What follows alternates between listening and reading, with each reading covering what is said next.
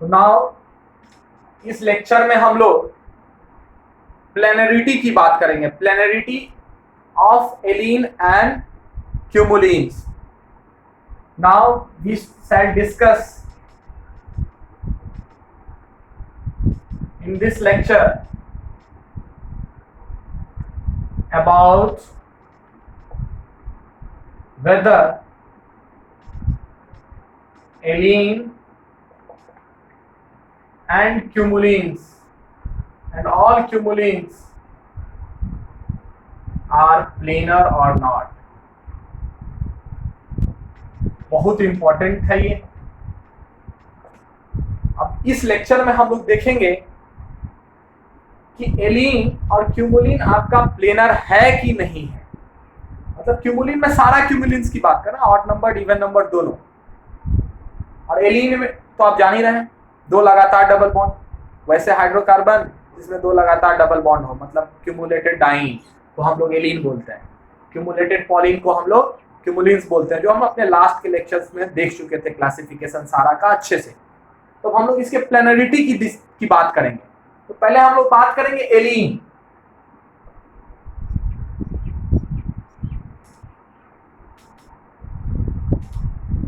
एलीन आपका क्या होता है? Cumulated diene, C double bond C, C double bond C, मात्र दो डबल बॉन्ड होना चाहिए, वो भी लगातार। क्यूमुलेटेड डाइन करने का मतलब हर एक टर्मिनल कार्बन को दो दो हाइड्रोजन दे दीजिए। यही सवाल आपका आईआईटी में बहुत पहले पूछ चुका था, इज एलीन प्लेनर और नॉट। इवन मेडिकल के पॉइंट ऑफ व्यू से भी ये बहुत इंपॉर्टेंट है, प्लेनरिटी, खासकर कौन प्लेनर है कौन प्लेनर नहीं है। अगर प्लेनर है तो इसके कितने एटम्स एक ही प्लेन में लाई करेंगे, ये सब जानना बहुत जरूरी है। तो अब यहाँ हम लोग क्या डिस्कस करेंगे? To discuss the planarity of the molecule. हमारा मकसद है कि वो सारा मॉलिक्यूल के बारे में डिस्कस करना जो कि प्लेनर है, और नहीं है तो क्यों नहीं है। देखिए ये एलीन है, देख हम क्या बताए थे, किस तरह के मॉलिक्यूल्स को प्लेनर बताए थे। वैसा सारा मॉलिक्यूल जिसमें कि सारे एटम का हाइब्रिडाइजेशन sp2 और sp होगा, वो सारा मॉलिक्यूल मेरा प्लेनर होगा। ये हमारा एक जनरल डेफिनेशन दिया हुआ था, जनरल कॉन्सेप्ट दिया हुआ था। क्या जनरल कॉन्सेप्ट दिए थे? कि वो सारा मॉलिक्यूल मेरा प्लेनर होगा जिसमें कि कार्बन एटम का हाइब्रिडाइजेशन sp2 हो या sp हो। लेकिन वही कॉन्सेप्ट, जनरल कॉन्सेप्ट में यहां हम थोड़ा सा वेरिएशन पाएंगे। देखिए यहां ये कार्बन का हाइब्रिडाइजेशन क्या होगा? 3 सिंगल बॉन्ड है, सिग्मा बॉन्ड, sp2 हो जाएगा। ये कार्बन के पास 2 सिग्मा बॉन्ड है, कोई लोन पेयर तो है नहीं, sp हो जाएगा। फिर इसका भी 3 सिग्मा बॉन्ड है, तो हाइब्रिडाइजेशन क्या हो जाएगा? sp2 हो जाएगा। सारे कार्बन आइटम्स का यहाँ हाइब्रिडाइजेशन sp2 sp और sp2 है। मतलब it is expected that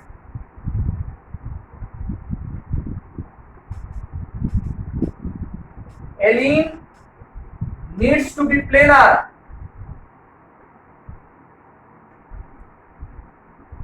according to general concept।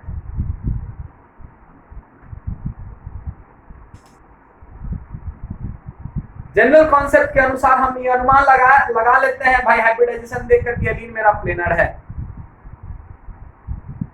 लेकिन एलीन प्लेनर नहीं होता है।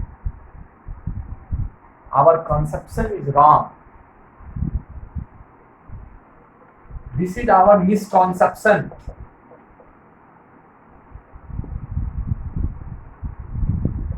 ये हम गलत समझ रहे हैं। एलीन is non planar.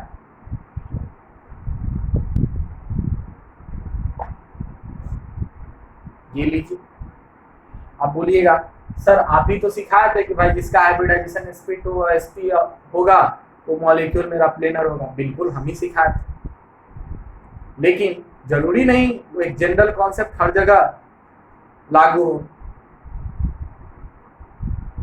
Most of the cases में आप वैसे करके चेक कर सकते हैं, जिसका हाइब्रिडाइजेशन sp2sp और होगा वो मेरा प्लेनर होगा। लेकिन इसीलिए तो ये केस को हम लोग अलग से डिस्कस कर रहे हैं। यहाँ sp2 और sp है, फिर भी ये मॉलिक्यूल मेरा प्लेनर नहीं है,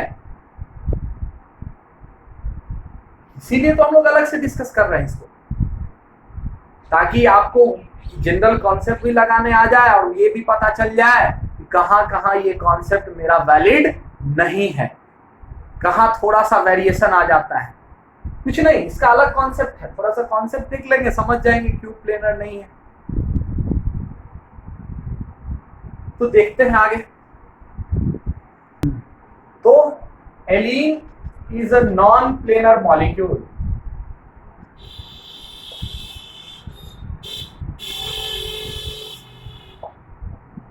How? कैसे? आपका सवाल उठेगा ना कि सर sp2sp हाइब्रिडाइजेशन है तो प्लेनर होना चाहिए, और आखिर प्लेनर नहीं है तो कैसे नहीं है, क्यों नहीं है, तो वो समझेंगे हम लोग। देखिए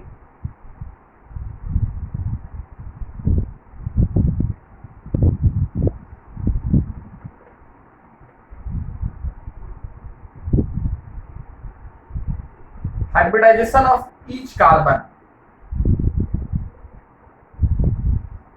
sp2 sp sp2। देखिए s का तो ऑर्बिटल सब में शामिल है बॉन्ड हाइब्रिडाइजेशन में। Type of p orbital involved, type of p orbital involved in hybridization. अब देखेंगे कौन कौन सा p ऑर्बिटल हाइब्रिडाइजेशन में इन्वॉल्व है। जो जो p ऑर्बिटल हाइब्रिडाइजेशन में इन्वॉल्व रहेगा उसी प्लेन में वो एटम लाई करेगा। अगर कार्बन का 2p px और py, p का 3 ऑर्बिटल px py pz, तो अगर कार्बन का px और py ऑर्बिटल हाइब्रिडाइजेशन में इन्वॉल्व है तो कार्बन मेरा xy प्लेन में लाई करेगा। अगर ये कार्बन का xy px और py ऑर्बिटल हाइब्रिडाइजेशन में इन्वॉल्व है तो मेरा ये कार्बन xy प्लेन में लाई करेगा। ठीक है, तो यहां हम देखेंगे कि कौन कौन सा p ऑर्बिटल हाइब्रिडाइजेशन में इन्वॉल्व है, और फिर देखेंगे plane in which each atom lies.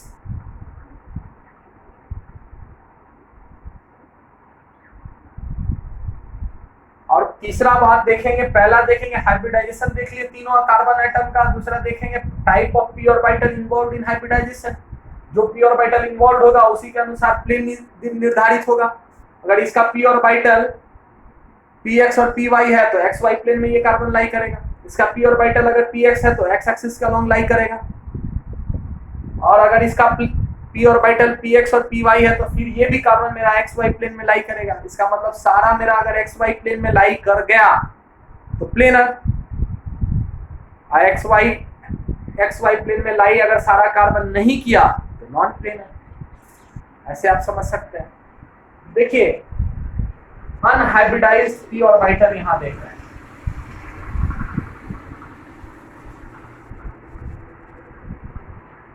Unhybridised p orbital का काम क्या है? Undergoes lateral overlap. Lateral overlap करने का मतलब साइडवेज ओवरलैप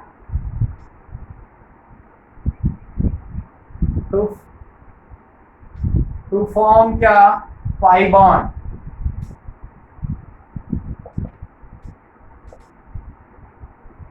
अंडरगोज, हर एक कार्बन आइटम क्या करता है? साइडवेज ओवरलैप करता है, और किसका फॉर्मेशन करता है? मेरा पाई बॉन्ड का फॉर्मेशन करता है।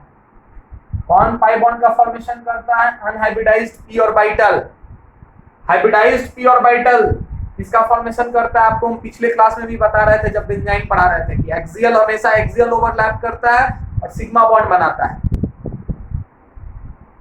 और अनहाइब्रिडाइज्ड पी ऑर्बिटल ही लेटरल ओवरलैप करके क्या बनाता है, पाई बॉन्ड ऑर्गेनिक मॉलिक्यूल में। तो देखिए यहाँ बेंजाइन में क्या था कि वहां हाइब्रिडाइज्ड ऑर्बिटल लेटरल ओवरलैप कर गया था, जो कि ट्रेंड से हट के था। यहां देखेंगे क्या अनहाइब्रिडाइज्ड पी ऑर्बिटल कौन सा आपका पाई बॉन्ड का फॉर्मेशन कर रहा है, उसके ऑर्बिटल्स को पहले हम देखेंगे। देखिए यहाँ इस कार्बन का हाइब्रिडाइजेशन मेरा sp2 है, तो मतलब 3 हाइब्रिड ऑर्बिटल। देखिए 3 हाइब्रिड ऑर्बिटल कार्बन का 3 सिग्मा बॉन्ड बना रहा है, 1 2 3। इसीलिए तो नंबर ऑफ सिग्मा बॉन्ड्स को काउंट करते हैं स्टेरिक नंबर निकालने में, और स्टेरिक नंबर क्या होता है, नंबर ऑफ हाइब्रिड ऑर्बिटल्स के बराबर। तो देखिए ये sp2 3 सिग्मा बॉन्ड को बना रहा है, ये sp का कितना और हाइब्रिड ऑर्बिटल 2, कितने एटॉमिक ऑर्बिटल से बना है, 2 से। तो देखिए यहाँ ये कार्बन 2 सिग्मा बॉन्ड बना है, फिर ये कार्बन का कितना एटॉमिक ऑर्बिटल 3 है, तो 3 हाइब्रिड ऑर्बिटल मिला, और 3 हाइब्रिड ऑर्बिटल के कारण ये कार्बन भी देखिए 3 सिग्मा बॉन्ड बना रहा है। ये कार्बन इसके साथ ओवरलैप करके सिग्मा बॉन्ड, ये कार्बन इसके साथ ओवरलैप करके सिग्मा बॉन्ड, ये कार्बन इसके साथ ओवरलैप करके सिग्मा बॉन्ड। मतलब कि आप समझ सकते हैं कि इस तरह से हम हाइब्रिड ऑर्बिटल का यूटिलाइजेशन दिखा दिए। अब देखिए क्या अगर हम इस हाइब्रिडाइजेशन में मान लेते हैं कि जो 2 पी ऑर्बिटल इन्वॉल्व है वो है आपका px और py, कुछ भी ले सकते हैं, आपकी मर्जी, आप py और pz लेकर खुद ट्राई करिए। px और py लिए तो इसका मतलब ये कार्बन किस प्लेन में लाई करेगा, मेरा xy प्लेन।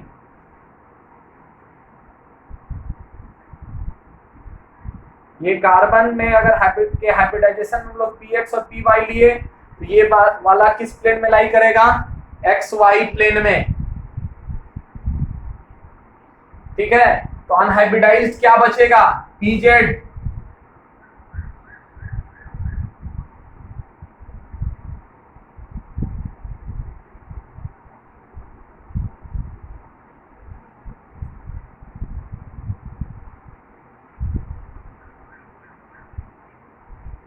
उसी तरह से जो p ऑर्बिटल लिए हैं यहाँ जो p ऑर्बिटल हम लोग हाइब्रिडाइजेशन में लिए हैं वो क्या ले सकते हैं, यही px और py में से कोई एक ले सकते हैं,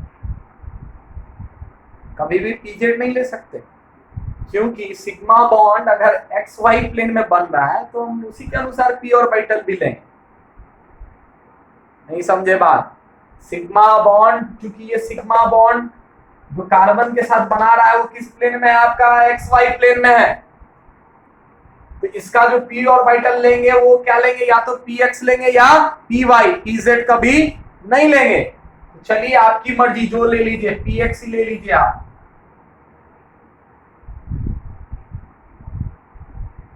समझिए ध्यान से, क्योंकि ये सिग्मा बॉन्ड, ये सिग्मा वाला प्लेन कौन सा प्लेन है, xy प्लेन है कि नहीं। देखिए ये कार्बन xy प्लेन में लाई कर रहा है, क्योंकि इसका हाइब्रिडाइजेशन हम लोग px और py को लिए हैं, अनहाइब्रिडाइज्ड pz है,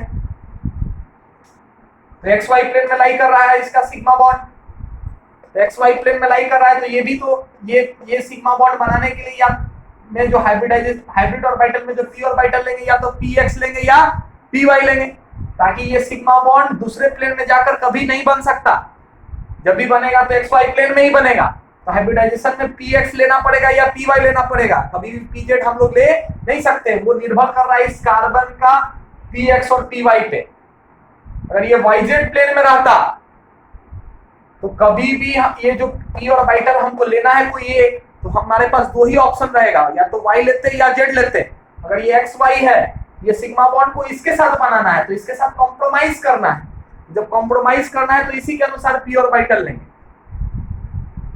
तो देखिए यहाँ तो ये px है, तो px ले लिया हाइब्रिडाइजेशन में, अनहाइब्रिडाइज 2 बचा यहाँ, क्या क्या, pz और py। क्या क्या बचा अनहाइब्रिडाइज इस कार्बन का, pz और py।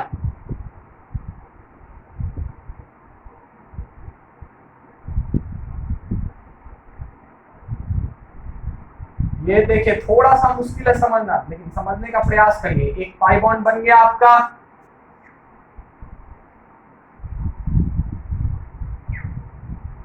एलीन मॉलिक्यूल में देखिए आप, समझिए, इस कार्बन के साथ पाई बॉन्ड और इधर ये कार्बन इस कार्बन के साथ पाई बॉन्ड बना रहा है, ये है ना एलीन आपका। अगला जो पी ऑर्बिटल है वो क्या है, आप देखिए ध्यान से,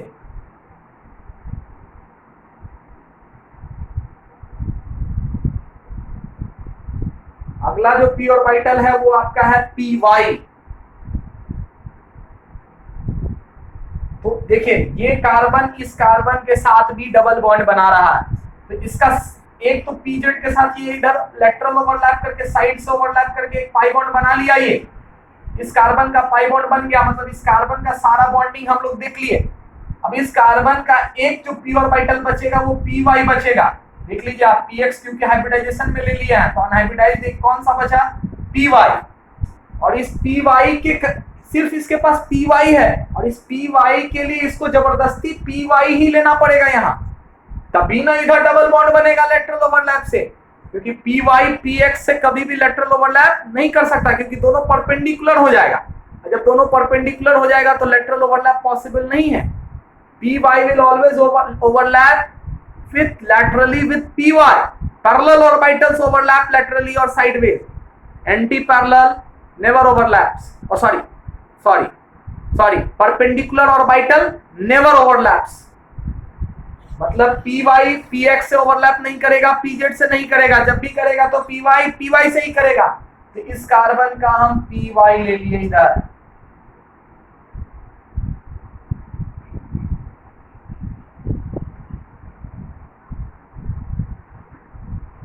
थोड़ा सा और क्लियर कर।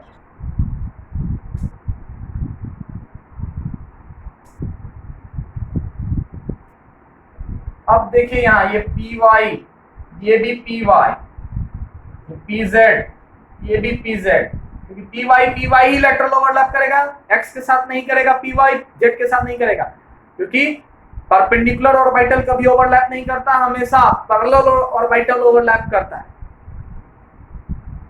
देखिए यहाँ पी वाई इधर से इधर ओवरलैप किया तो एक पाई बॉन्ड बनाया, तो जब इसका हम पी वाई अनहाइब्रिडाइज्ड ऑर्बिटल लिए तो हाइब्रिडाइजेशन में कौन कौन सा पी ऑर्बिटल लिए इधर, पी वाई तो निकाल दिए, तो बचा क्या मेरा पी एक्स और पी जेड ही बचाना,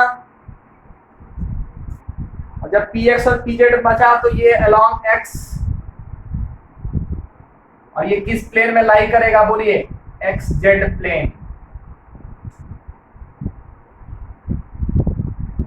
आपको जानकर बहुत आश्चर्य होगा, देख लीजिए खुद ब खुद आ गया, खुद करिए एक बार कॉपी पे, पेज पे, ये वाला कार्बन मेरा एक्स वाई प्लेन,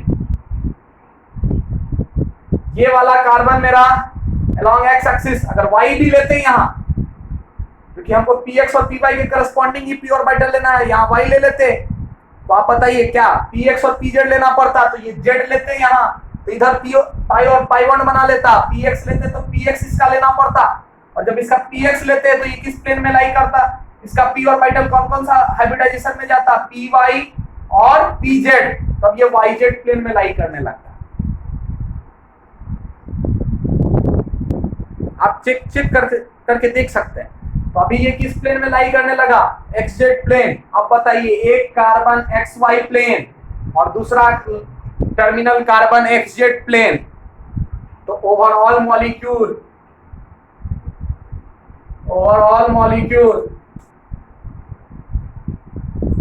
इस प्लेनर और नॉन प्लेनर, देखिए तीनों एक्सिस आ गया यहाँ, एक्स वाई जेड तीनों आ गया, 3 डायमेंशनल स्ट्रक्चर। तो overall molecule is non planar.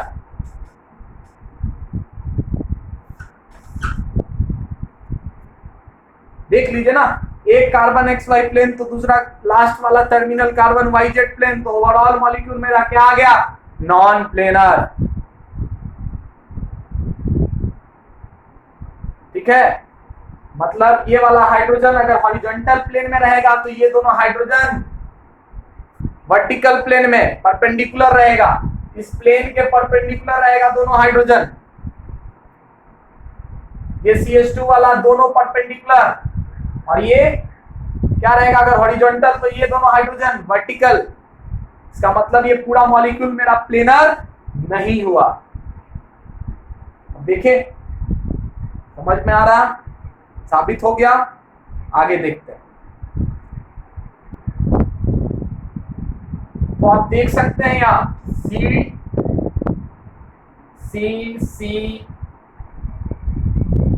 H H H H एलीन है। सिग्मा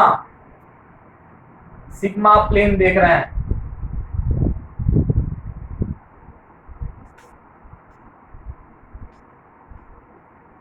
तो सिग्मा बॉन्ड का प्लेन होगा, वही पूरे मॉलिक्यूल का प्लेन होता है। पाई बॉन्ड को तो हम लोग नहीं शामिल करते हैं।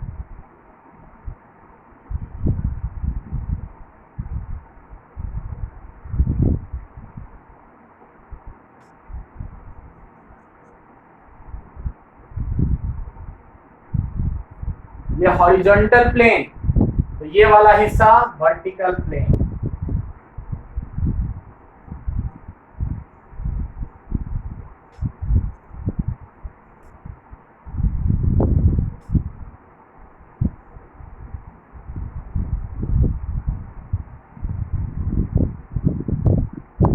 यही है 3 dimensional structure of allene, non planar. अगर ये वाला आपका XY प्लेन है था, ये वाला कौन सा प्लेन है? XZ plane.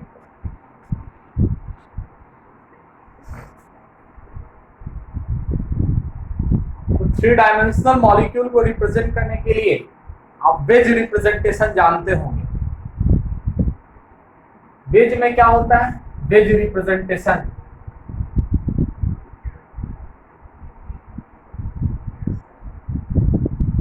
वेज फॉर्मूला भी बोला जाता है।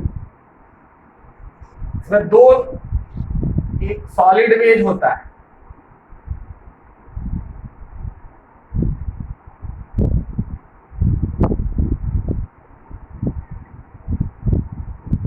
ये हो गया आपका सॉलिड वेज, और एक होता है आपका डैश वेज। ये दोनों रिप्रेजेंट करता है, रिप्रेजेंट्स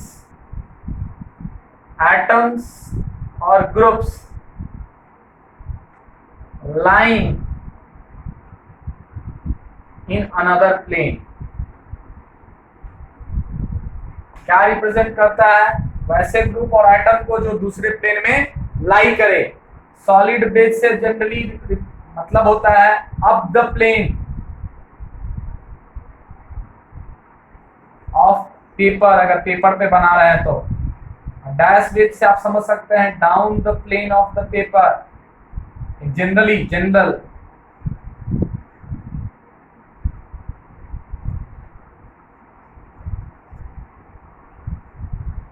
अगर ऊपर है तो नीचे, सॉलिड वेज ऊपर रिप्रेजेंट करेगा तो डैश बेस नीचे। सॉलिड और डैश हम लोग इसलिए क्योंकि पेपर एक आपका 2 डायमेंशनल शीट है। 2 डायमेंशनल शीट पे आप चाहे तो नॉन प्लेनर मॉलिक्यूल को रिप्रेजेंट नहीं कर सकते, तो इसीलिए नॉन प्लेनर मॉलिक्यूल को रिप्रेजेंट करने के लिए हम लोग वेज रिप्रेजेंटेशन का सहारा लेते हैं, जिसमें एक सॉलिड वेज होता है, एक डैश वेज होता है, जो कि रिप्रेजेंट करता है एटम्स और groups lying in another plane. अगर इस वेज पे, सॉलिड वेज और डैश वेज पे अगर हम किसी भी एटम और ग्रुप को रख देंगे, उससे हमको ये पता चल जाएगा कि वो किसी दूसरे प्लेन में लाई कर रहा है, वो मेरे पेपर के प्लेन में लाई नहीं कर रहा। अगर पेपर पे बना रहा है या बोर्ड के प्लेन में लाई नहीं कर रहा है, अगर बोर्ड पे बना रहा है। अगर सॉलिड वेज है तो up the plane of paper, dash wedge है तो down the plane of paper या बोर्ड। तो देखिए इस एलीन मॉलिक्यूल को हम कैसे रिप्रेजेंट करते हैं, C double bond C double bond C। मानिए ये दोनों को हम लोग क्या किए, बोर्ड के प्लेन में ले रहे हैं, तो ये दोनों हाइड्रोजन में एक हाइड्रोजन को हम लोग किससे रिप्रेजेंट करेंगे, सॉलिड वेज से, और एक को रिप्रेजेंट करेंगे डैश वेज से। इसमें हम लोग क्या कंसीडर कर रहे हैं, ये हाइड्रोजन वाला ये इतना से इतना दूर प्लेनर है, को प्लेनर फ्रेगमेंट है। ये हाइड्रोजन ऊपर है और ये हाइड्रोजन नीचे है। ये क्या हो गया मेरा को प्लेनर फ्रेगमेंट। बताए थे आपको नॉन प्लेनर मॉलिक्यूल का वैसा हिस्सा जो एक ही प्लेन में लाई करे उसी को बोलते हैं को प्लेनर फ्रेगमेंट। तो इतना से इतना दूर मेरा को प्लेनर फ्रेगमेंट। ये हाइड्रोजन तो आप समझ सकते हैं प्लेन के ऊपर में है और ये हाइड्रोजन को आप समझ सकते हैं प्लेन के नीचे में है। जनरली वेज रिप्रेजेंटेशन आपका representation meant for representing such groups or atoms that is lying in another plane and we represent it through, हम किससे रिप्रेजेंट करते हैं सॉलिड वेज से और डैश वेज से। सॉलिड वेज का जनरल मतलब होता है up the plane of paper, dash wedge का जनरल मतलब होता है down the plane of paper. अब एक क्वेश्चन आता है बहुत इंपॉर्टेंट, हाउ मेनी एटम्स, थोड़ा सा लिख लीजिए उसके बाद देखते हैं। How many atoms in allene will lie in the same plane?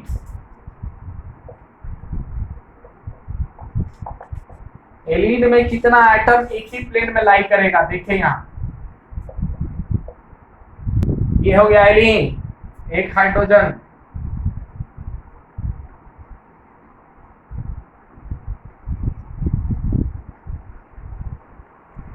ऊपर दूसरा हाइड्रोजन नीचे।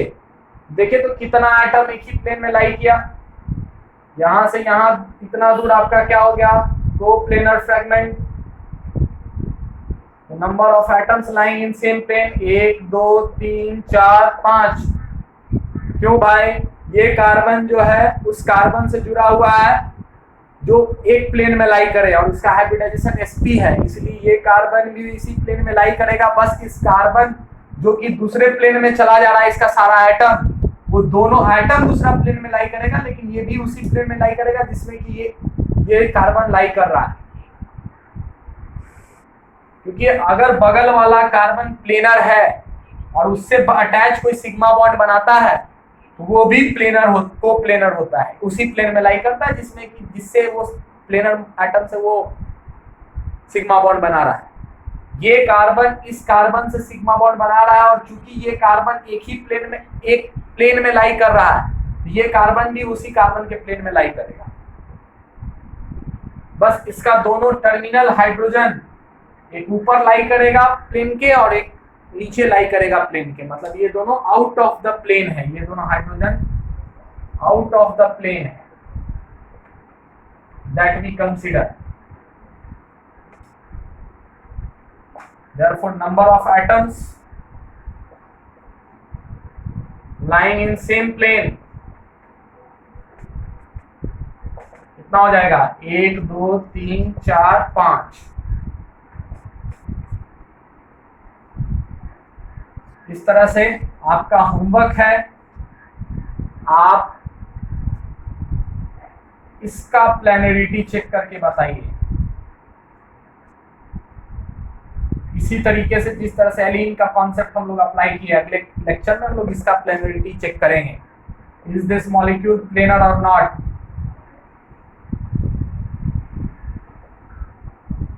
आप चेक करिए खुद दिमाग लगा के, जिस तरह से एलीन का पहले एलीन का 2 बार 3 बार प्रैक्टिस करिएगा खुद, उसके बाद इस पे अप्लाई करिएगा वही सारा कॉन्सेप्ट। हाइब्रिड ऑर्बिटल, कौन कौन पी ऑर्बिटल पार्टिसिपेट किया हाइब्रिडाइजेशन में, कौन नहीं किया, फिर पाई बॉन्ड बनाइएगा, फिर चेक करिएगा ये मॉलिक्यूल प्लेनर है कि नहीं है। ठीक।